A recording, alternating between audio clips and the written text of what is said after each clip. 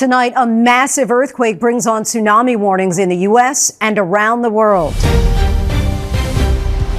A powerful 8.8 earthquake strikes off the Russian coast, one of the strongest ever recorded, triggering tsunami warnings from Japan to Alaska, Hawaii, and the West Coast. I'm Trevor Ault here in Southern California. Coming up, I'll tell you about the evacuations from that massive earthquake and the tsunami waves that traveled all the way to these beaches. New details on that deadly office shooting here in New York. Authorities revealed details of a second note found at the alleged gunman's home in Las Vegas. I'm Aaron Katursky. I'll tell you what was in that note. Plus, red flag laws. What are they, and could they have prevented this tragedy? Exonerated. Chris Dunn spent 34 years behind bars, serving a sentence for a crime he said he did not commit. Until 1 year ago today, justice. But what's it like to rejoin a world that's moved on without you? We introduce you to Chris Dunn as he readjusts to life on the outside and the newfound freedom in front of him. What's been the best part of being out? Being able to just walk outside and stand on the sidewalks and look up and down the street. And saying farewell to a legend. Thousands turn out to pay their respects to heavy metal king Ozzy Osbourne. His wife of 43 years, Sharon Osbourne, in tears, surrounded by their children. We'll take you to the emotional memorial that honored a rock icon. From ABC News World Headquarters in New York, this is Prime with Linsey Davis. Good evening, everyone. I'm Linsey Davis. Thank you so much for streaming with us. We begin this hour with the shocking new details that we're learning about the worst passenger plane crash in the U.S. in decades. American Airlines Flight 5342 crashed into the Potomac River in Washington, D.C. on January 29th, killing all 67 people on board.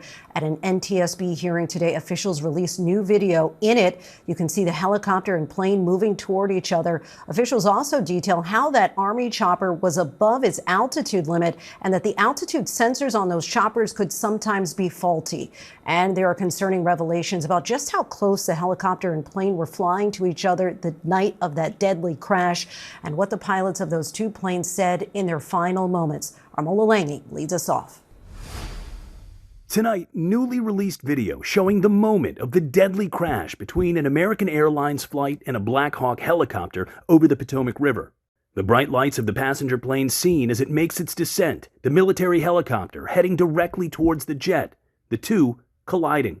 67 people killed, their loved ones wiping away tears as they watched the video during the first day of NTSB hearings on the investigation. The agency revealing the final conversations of the American Airlines pilots recovered from the cockpit voice recorder, sharing their words but not their voices. Both pilots hesitating about air traffic control's last-minute switch to land on runway 33. One pilot at first saying, "I really don't want to, but I guess, tell him," then changing their mind. "Nah, it's fine. We got the numbers for it. Yeah, tell him we're fine." Then, 2 seconds before impact, the pilots swearing and attempting, in vain, to pull up the plane. The NTSB finding the helicopter was flying above the altitude limit and that the crew was likely not aware of their height due to notoriously faulty altimeters on the Black Hawk. Mola Lange joins us now. And Mola, the NTSB had another disturbing revelation today about just how close the planes and helicopters were getting at DCA. What did officials have to say?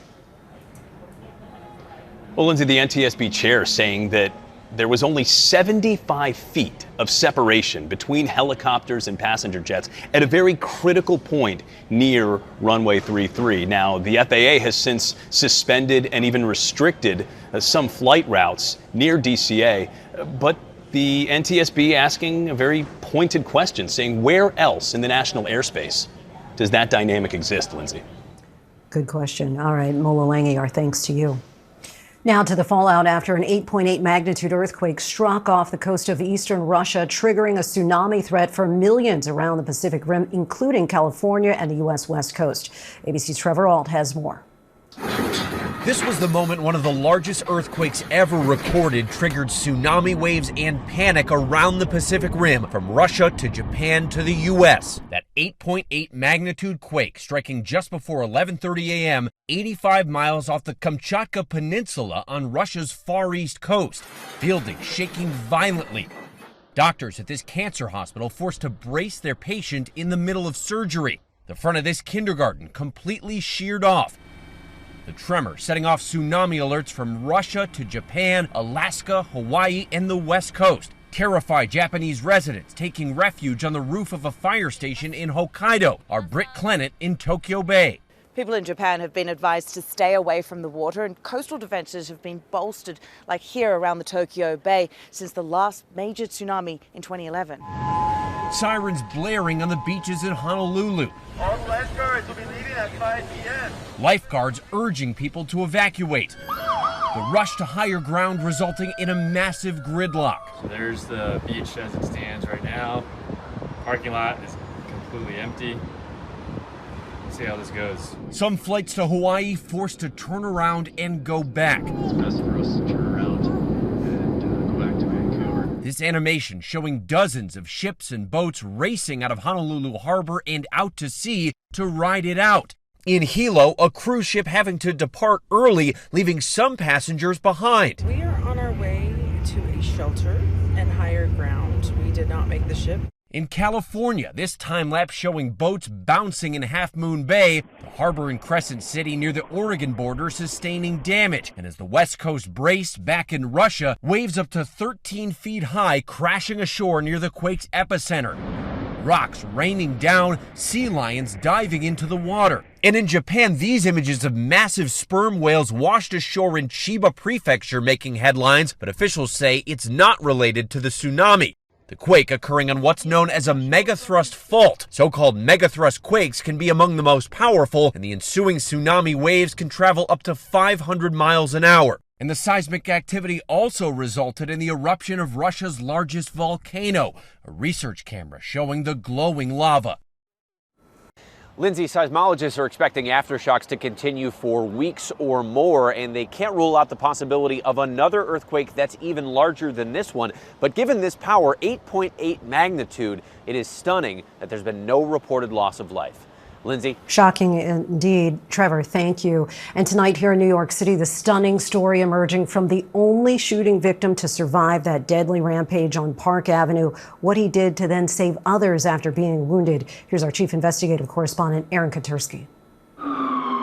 Tonight, we're learning about an extraordinary act by one of the workers shot inside this Park Avenue skyscraper. People are just running. The man who worked for the NFL shot by the suspect in the lobby, and instead of calling 911 to get help for himself, authorities say he somehow crawled through a door and called his friends and colleagues several floors up to alert them of the danger headed their way as the suspect headed for the elevators.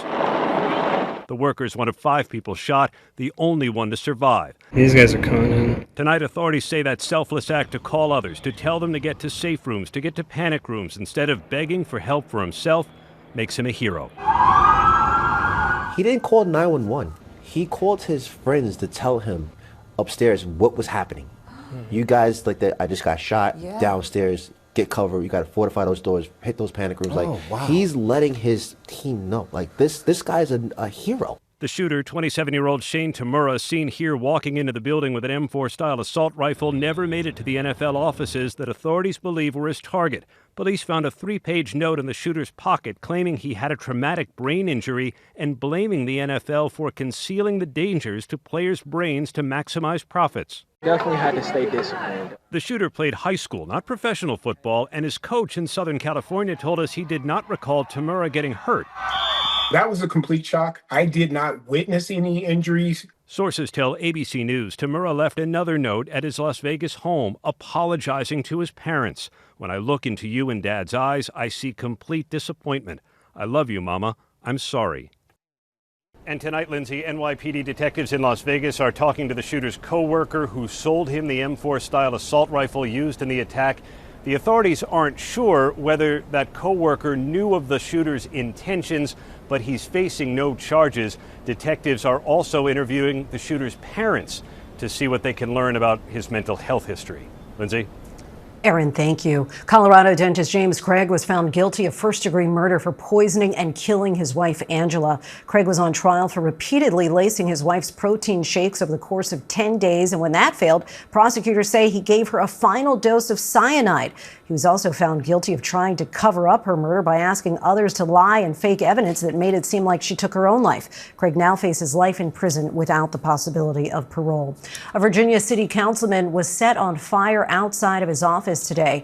According to police, a 29-year-old man entered the office of Showcase magazine where Councilman Lee Vogler works. The suspect then doused the councilman in a flammable liquid. The two then left the building and the suspect lit Vogler on fire. Vogler was airlifted to a hospital. His condition remains unknown. The suspect has been charged with attempted first-degree murder and aggravated malicious wounding. The Environmental Protection Agency is moving to repeal the landmark finding that greenhouse gases are a threat to public health. That 2009 finding is the basis under the Clean Air Act for the ability to regulate emissions from cars, power plants, and other sources. We had an in-depth conversation with EPA Administrator Lee Zeldin. Here's the first part of that conversation. Joining us now for more is the head of the Environmental Protection Agency, Lee Zeldin. Mr. Zeldin, thank you so much for your time tonight. The EPA moved to end the endangerment rule this week. Simply put, repealing the rule, in your words, will be, quote, the largest deregulatory action in the history of America. Walk us through why you decided to take this action. Okay, first off, there's been a lot of development with Supreme Court precedent and decisions over the course of the last few years. I would mention Loper Bright overturning the Chevron doctrine, West Virginia versus EPA, Michigan versus EPA, and other cases as well. The major policy doctrine also factoring in here, where agencies like the EPA can't anymore take creative liberty in interpreting aspects of federal statute how we want to put forth our own major policy, economic, impactful regulations.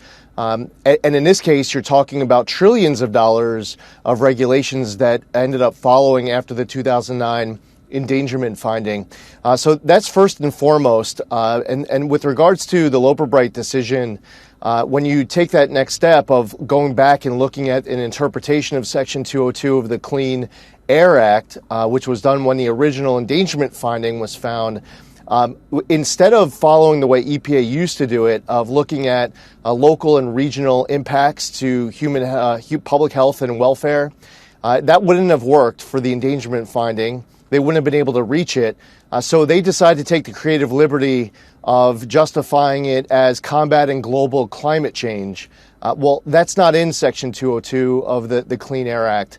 And also, instead of looking at each individual emission, studying it to decide carbon dioxide individually, methane individually, when looking at mobile source pollution, what they did was and mobile source emissions, they took carbon dioxide when mixed with several other well-mixed gases. And in this case, they actually factored in well-mixed gases, which is called the greenhouse gases, that aren't even emitted from mobile sources. So once they did that, they didn't draw a straight line and say that endangers public health and welfare. Instead, what they said was that it contributes to climate change, global climate change. Doesn't say it causes it, it says it contributes. They didn't say how much. All we know is that they were saying it was north of zero. And then they were saying the global climate change ends up being an endangerment to public health and welfare. So for those tracking at home, those are a lot of different mental leaps. And in order to reach that decision, you would have to creatively interpret the language of Section 202 of the Clean Air Act, which these recent Supreme Court decisions make a very clear message, send a very clear message to agencies like the EPA. You just can't do it. So former Vice President Al Gore said the EPA's announcement ignores the blindingly obvious reality of the climate crisis and sidelines the EPA's own scientists and lawyers in favor of the interests and profits of the fossil fuel industry. Your response, is this about profits over safety? Well, listen, the former vice president would want, first off, the answer is no. And the former vice president would want us to ignore the Supreme Court decisions, would want us to ignore the major policy doctrine. The former vice president would want us to play along with all those mental leaps and the trillions of dollars of regulations that follow. The former vice president would want us to go along with a mandate that would force Americans to have electric vehicles and all the other regulations that follow, because the endangerment finding done in 2009, while it was focused on mobile source pollution, they then use it to then start regulating the heck beyond just vehicles, but also stationary sources, airplanes, and the economic cost is significant. The former vice president would want to ignore any aspect of the science from 2009 that proved to not be accurate. The former vice president wouldn't want us to be going out to involve the American public. The endangerment finding hasn't had a public comment period since it was finalized. And we're not saying at the Trump EPA that we're just making this decision and we don't care what the American public thinks. This is a proposal that now goes out to public comment.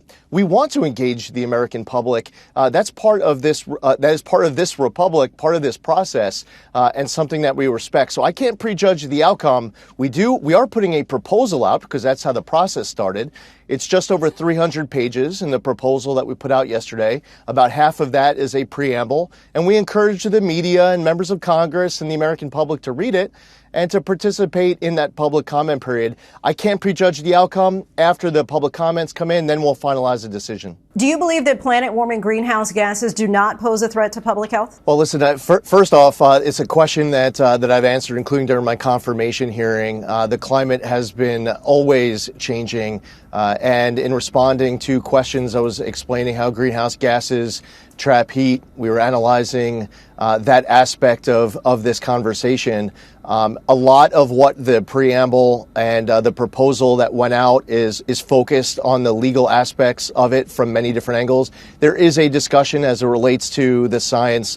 There was some very pessimistic views that were relied upon to say that come 2025 that there would be a lot more extreme evolution of the impacts of climate change by now.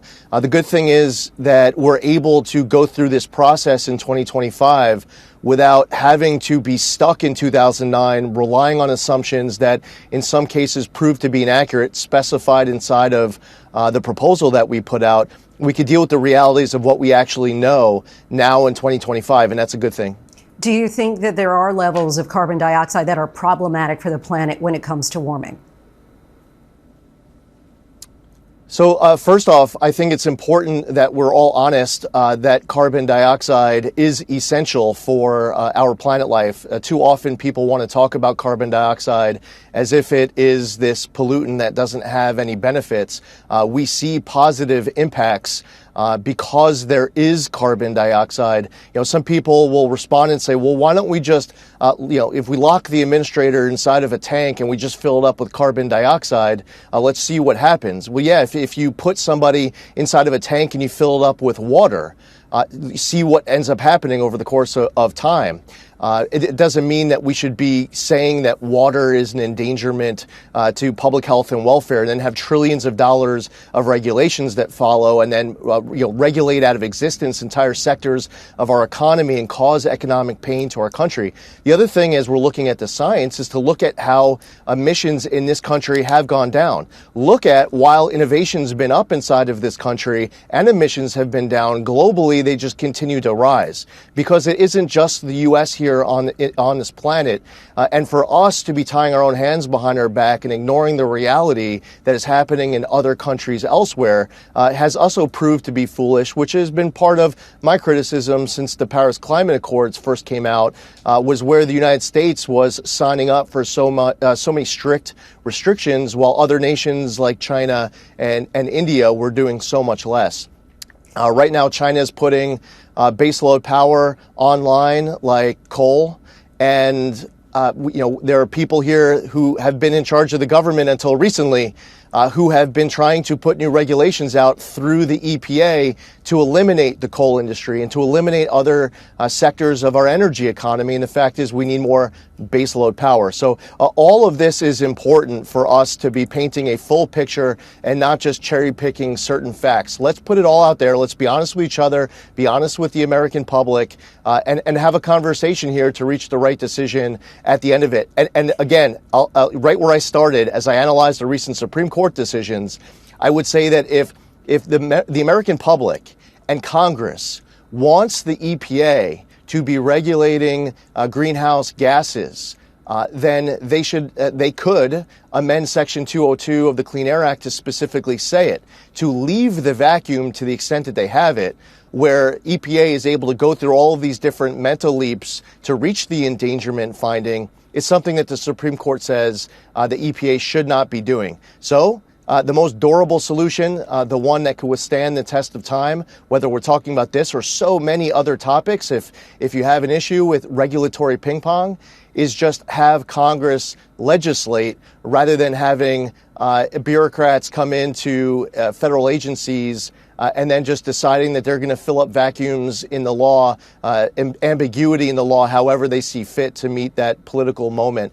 Instead, we're going to interpret statutes strictly. That's our job. That's what the Supreme Court made very clear.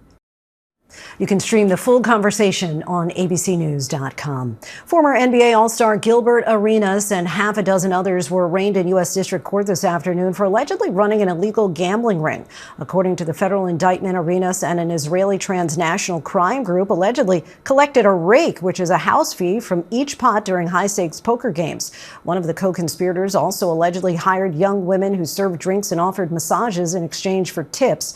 Arenas has pleaded not guilty and was released on a $50,000 bond. Former Vice President and 2024 Democratic presidential nominee Kamala Harris will not be running for California governor next year. Harris released a statement earlier today saying she is a devout public servant, but for now her leadership and service will not be in public office. The former VP notably did not rule out another run for president in 2028. And still ahead, double check that energy drink, the major label mix-up that may have sent unsuspecting shoppers home with alcohol. But first, he spent decades behind bars, watching the outside world move on without him. Now, after his exoneration, Chris Dunn is experiencing new things for the first time in his second act. It's an adjustment. Really, it is. But I went in as a kid and came out as a man.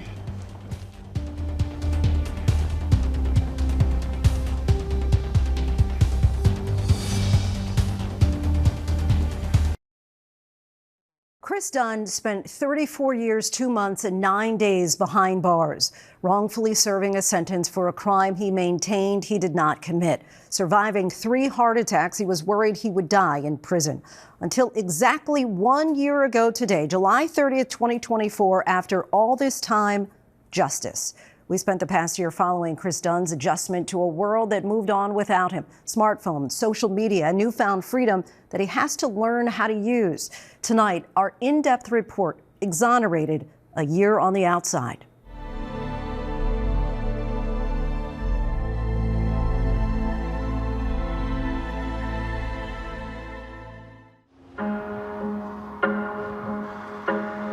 You guys ready to have an adventure? Oh, sure.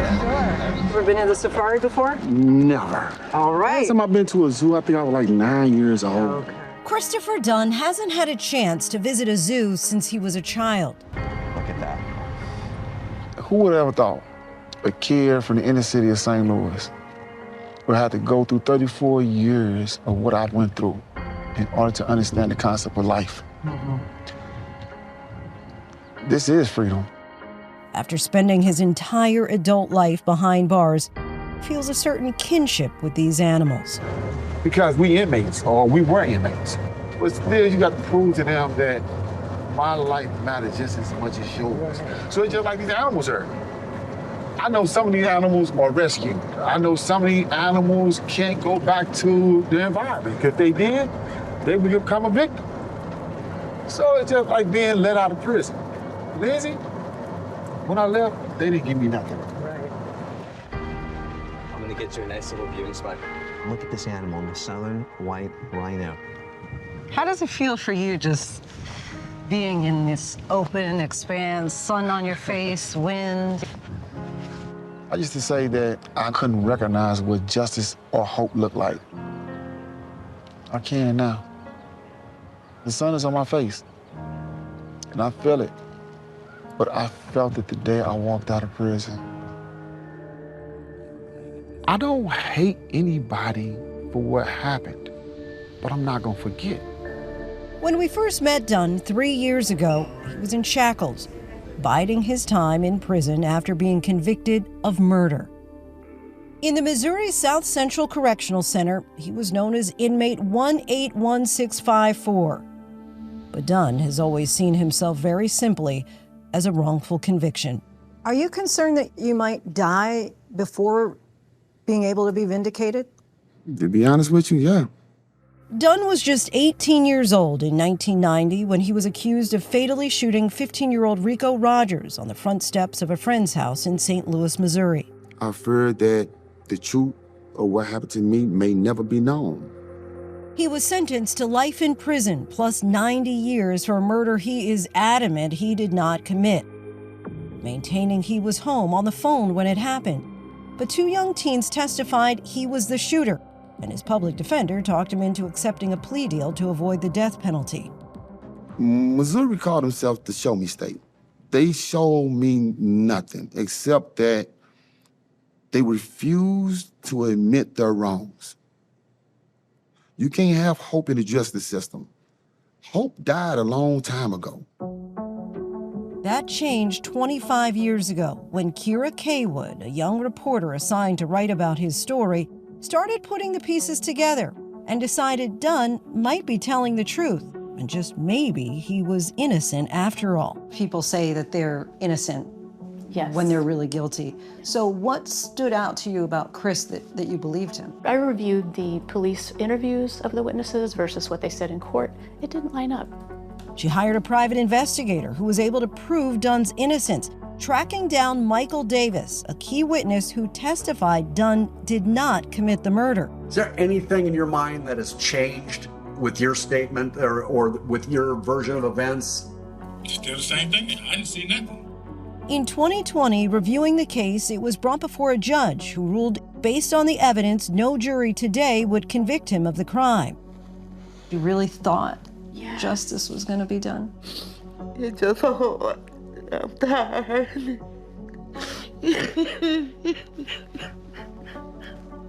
But freedom remained elusive. A Missouri law bars an inmate who's not facing the death penalty from presenting new evidence for a new trial. You would have been better off had you been given a death sentence than the life plus 90 years. The judge said I was innocent. The circuit attorney for the city of St. Louis says that I'm innocent. Why can't you free me? What would you do if you were to be freed? I want to get on the first thing spoken about in Missouri. I don't want to look back. I want to walk up out this door, walk up that hill, and stand out there for everybody who couldn't walk out for themselves. In July of 2024, he was prepared to do just that after a St. Louis circuit judge overturned Dunn's murder conviction, ordering his immediate release under a new Missouri law, which allows prosecutors to request hearings to present evidence to correct mistakes that were made in their jurisdiction. Dunn's freedom seemed certain until the Attorney General stepped in and blocked his release. Just as Dunn was about to get out, the Missouri Supreme Court halted it per Bailey's request. But then, on July 30th of last year, it finally happened. The moment that eluded him for more than 34 years. Dunn walked out a free man. And by his side, that reporter, Kira Kaywood, now his wife, after a prison ceremony 10 years earlier. St. Louis, listen, it was 34 years ago that they took me away from you. And it should have been this long. What was the moment like when you saw Mom? She just put her little bitty head down. So I would walk my little butt on over there and grab my mom's, and to hear her sob in my arms, it hurted, but it felt good because I never thought I would ever get that opportunity to hug her again in a free world. What was that night, that first week like? Opening up, doors coming and going as you please? The first night that we had the chance to be a couple, I stood in the hotel room and just opened up the windows, overlooked the skyline of St. Louis. That was all new to me. In prison, we didn't have that. The Dunns chose to begin their life together in San Diego, some 1,500 miles away from Missouri. We were there as they arrived to their new home. Nothing prepared me for this. However, I'm ready for it. All I can say, man, goodbye, Missouri. Hello, California.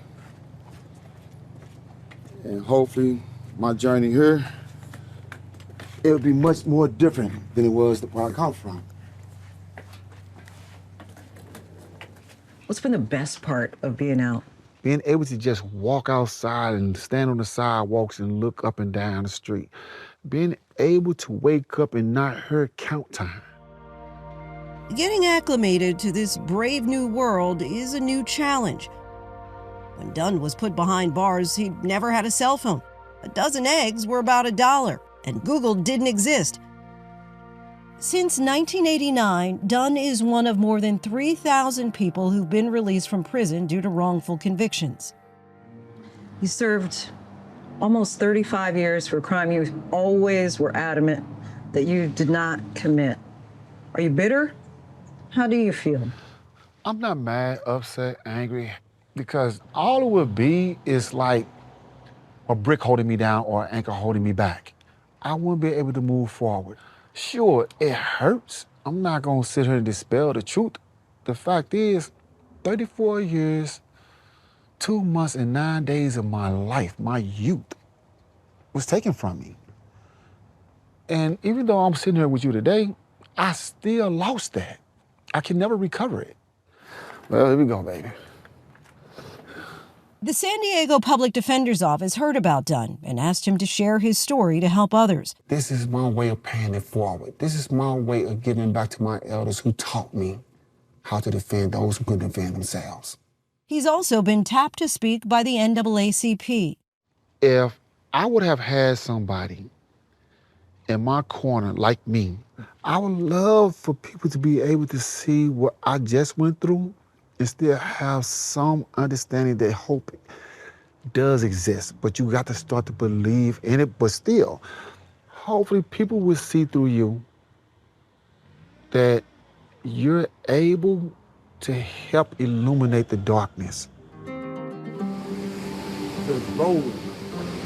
This is beautiful. While trying to be a beacon of light for others, Dunn is also trying to adjust to the possibility that he could still have a bright future beyond this dizzying first year of freedom. This thing here cost $400 and something. Kind of like whatever you need to do and to feel good and comfortable and happy, I'm behind it 100%. Filled with so many firsts. Flying on an airplane. Learning to drive. How's it feel, babe? Natural.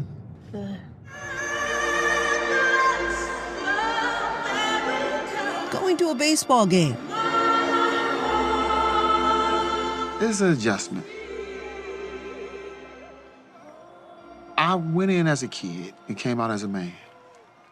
And no matter who that person is, I could have easily not went to prison and still been stuck in the same neighborhood and not have the blessing that I have right now. What has Kira been for you throughout all this? Wow. Kira has been by my side for 26 and a half years. Kira has been there for me when all others have failed. And it's an understatement by saying that she's my best friend, because to me, she's more than that. She was that lifeline. There's a lot, Lindsay, that I would love to do, especially with her. She's the only one I want to do it with. I look at him every day and I'm just amazed, and he's my hero still, just like he was back then. We can get really close. You guys come follow me this way. All decked out in matching outfits, they strolled hand in hand through the San Diego Zoo, taking in the animals. But his story doesn't end here. The state of Missouri isn't quite done with Chris Dunn. People keep asking me, how do I feel and how am I embracing my new life of freedom? Technically, I'm still locked up because I still fear the sound of the sirens running. Or I still fear knowing that it's a possibility they can just uproot me and snatch me away and put me back into a Missouri penitentiary. Despite 2 separate Missouri judges determining his innocence, about 9 months after his release, the Missouri Supreme Court ruled that the state attorney general can appeal Dunn's release. And the Missouri AG did just that, arguing the state has a legal interest in preserving the finality of its convictions. ABC News reached out to the Attorney General's office multiple times for comment, but did not hear back. And so the case now returns to the Missouri Court of Appeals. The notion that his innocence is deemed less important than the public image of the Missouri justice system is yet another black eye for Dunn.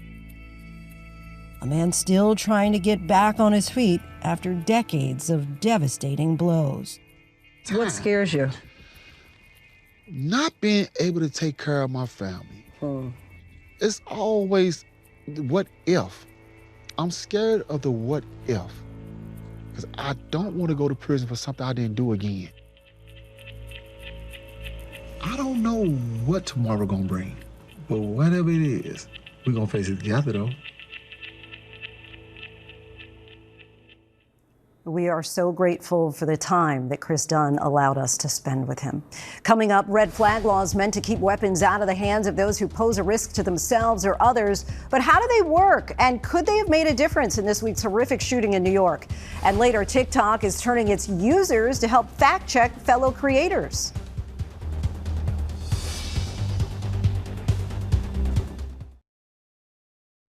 Welcome back, everyone. The mass shooting in Manhattan on Monday wasn't the only one in the U.S. that day. In fact, there were 3 others in Reno, Atlanta, and Detroit. ABC News uses the Gun Violence Archive's definition of a mass shooting, which is when at least 4 victims are shot, not including the shooter. Mass shootings and the red flag laws that are meant to prevent them are this evening's by the numbers. According to the Gun Violence Archive, mass shootings peaked during the pandemic, specifically in 2021, when there were 689 mass shootings in the U.S. By last year, however, that number had fallen to 503, which was still higher than the middle part of the decade, when the number was closer to 350. The drop in mass shootings between 2021 and today, of course, translates into fewer deaths and injuries, about 22% fewer. 21 states now have red flag or extreme risk laws, which allow law enforcement and courts to temporarily remove firearms from people deemed to be at serious risk for harming themselves or others. And people in those states are indeed utilizing those laws. Red flag petitions jumped 59% in 2023 over the previous year, according to the gun control and advocacy group Every Town for Gun Safety. Finally, a multi-state study found that 1 suicide was averted for every 17 red flag protection orders issued. And for more on gun laws in the U.S., we're joined by Nick Suplina, the Senior Vice President for Law and Policy at Every Town for Gun Safety. Thank you so much for joining us. So first, let me just get your reaction, not only as with your position at Every Town, but also as a native New Yorker. Yeah, when I think about this tragedy, when I think about the victims and their families, as a professional, but somebody who's lived in the city my whole life, I think one thing, which is really, Manhattan is surrounded by water, but it's not an island. We've got in a safe building in one of the safest big cities in the country, and one of the states with the lowest gun violence rates in the country, we still have 4 laying dead in a Manhattan skyscraper.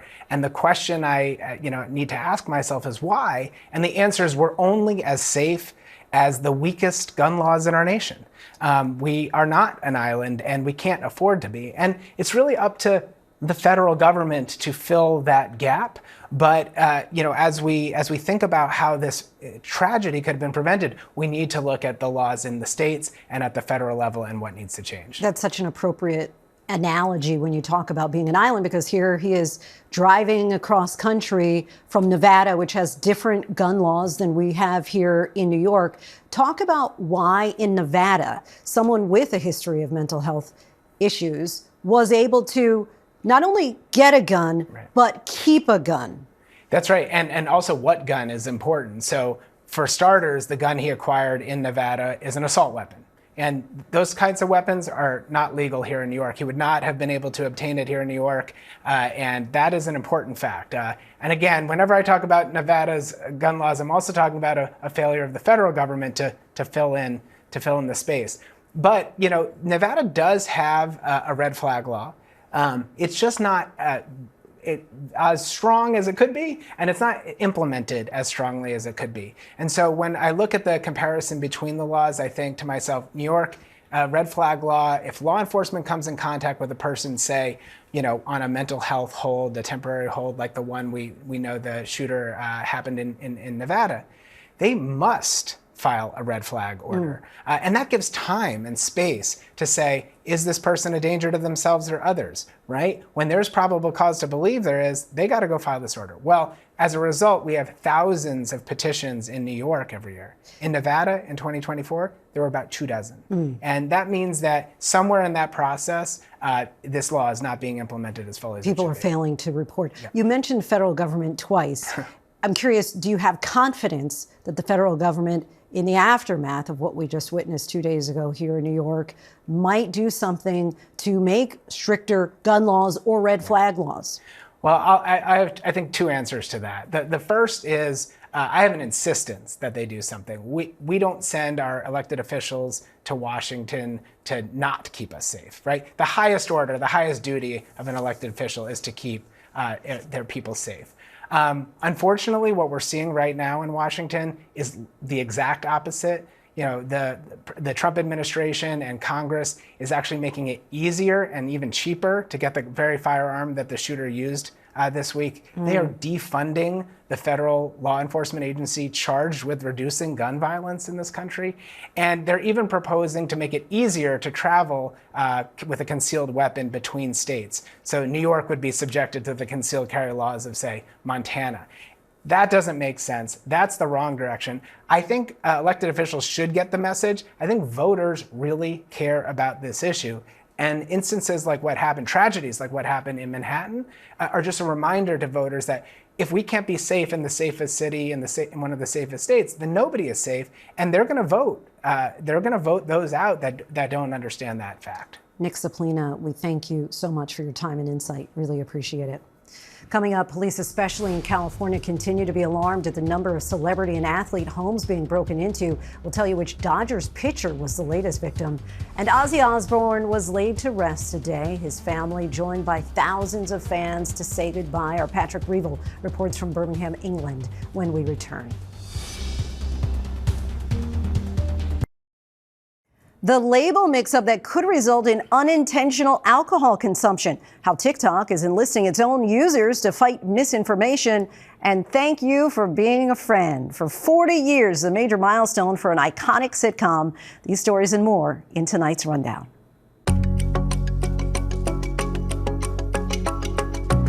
A Boston-based private equity firm is buying 119 JCPenney stores 5 years after the company filed for bankruptcy. The deal is expected to close on September 8th. JCPenney has about 650 stores and was one of the largest retailers to file Chapter 11 bankruptcy in 2020. Back then, they closed more than 200 stores. This past year, they closed another 7. The 119 stores are part of this deal are spread out across the country in 30 states, including California, New Jersey, and Texas. A big recall that could cause quite the headache. High Noon is recalling some of their popular vodka seltzer drinks after some of the cans were found to be mislabeled as Celsius energy drinks. The FDA warns consumption may result in unintentional alcohol intake. 2 lots were recalled of the 12-ounce cans, and products were shipped to Florida, New York, Virginia, and several other states. The FDA says customers can go to their website to check if they've bought the mislabeled products. No illnesses have been reported to date. Property records and TMZ say the home belonging to Dodgers star Yoshinobu Yamamoto was broken into in a suspected robbery. Police tell ABC News they got a call around 5 a.m. of a burglary. The back glass door was shattered by a man seen jumping a gate and breaking the window. Suspects were gone when police arrived. The suspect did not make entry and ran away. Luckily, the star pitcher was not at home. The Dodgers are on the road and face off against the Reds tonight. TikTok announced that it would include a crowdsourced fact-checking feature on the app called Footnotes. The platform has been a hotbed of misinformation since it emerged as one of the most popular social media apps in the world.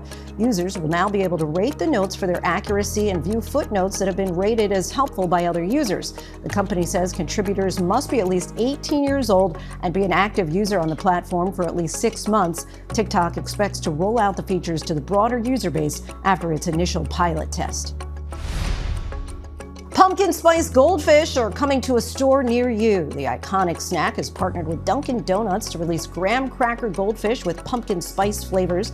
The company says the snack was highly requested after initially launching in 2023. Snack enthusiasts can find the sweet treat starting next month for a limited time.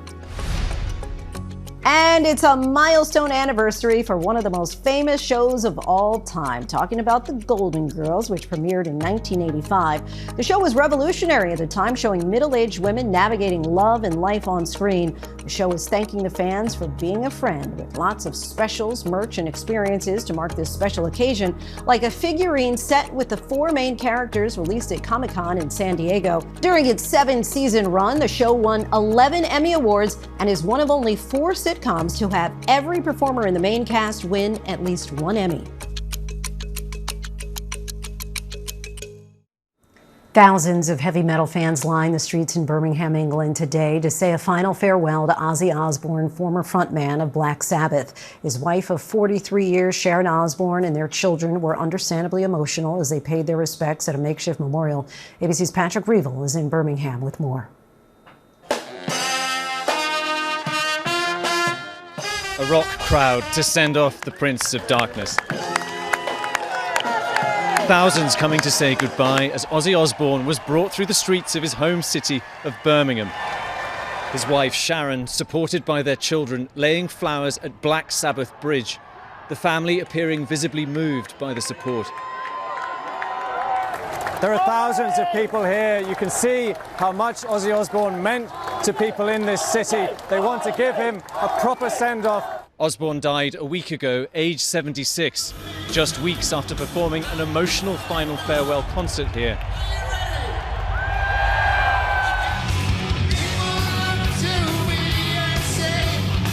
A final show after years battling Parkinson's and a spinal injury. A founding father of heavy metal, loved in later years also for his reality shows, he came from a working class suburb here. Obviously, everything, mate, just a whole lot. Ozzy, you got it, Yeah. I had that one done yesterday. To top up my portrait. It's almost like losing a loved one. He's the godfather of metal, and he created the genre. Managing to get this close.